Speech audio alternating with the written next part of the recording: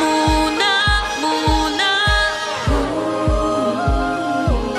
Huwag muna tayo umuwi. Magkahawak kamay naglalakad sa may dalampasigan. Siksi ang alon at buwan. Bumibilis ang tibok ng puso't huwing ika'y tumatawa o tumitingin sa aking mata.